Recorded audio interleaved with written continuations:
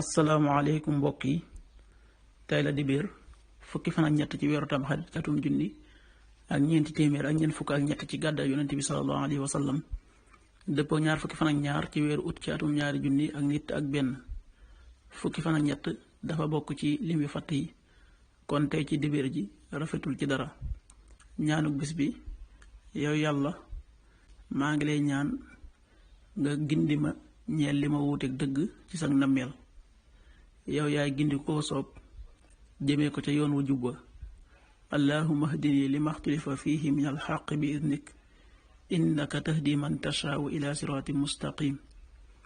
xadiisu bis bi yonente bi salallahu alayhi wa sallam nee na: alaykum bi qiyaami leyl fa innahu da'bu saalixiina qablakum wa huwa qurbatun ila rabbikum wa makfaratun lissayi'aat wa manhaatun lil ism. maa ngi leen di dénk naafile guddi mooy baaxu gaañu baax ñi leen jiitu woon moom kat ak jegeñlu la jëm ci seen boroom tey farukaayu ñaawteef tey tee def bàkkaar. xadis bi at-Tirmidi moo ko nettali.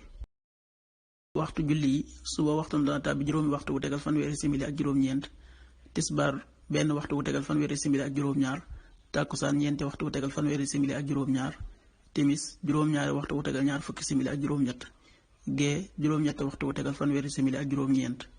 loolu mooy waxtu julli yi ci Touba ak li ko wër. bu fekkee nekkoo Touba soo ko féetee penku ñaar fukk ak juróom-ñaari kilomètre ju ne wàññil benn simili, soo ko féetee sowwu ñaar fukk ak juróom-ñaari kilomètre ju ne yokkal benn simili, soo ko féetee gànnaar wala Saalum téeméeri kilomètre yu ne yokkal benn simili. jant bi dana fenk juróom benn waxtu wu tegal juróom fukki simili ak ñett, di so juróom-ñaari waxtu wu tegal ñaar fukki simili ak ñeent. yàlla na nu yàlla nangul te nangul leen amin.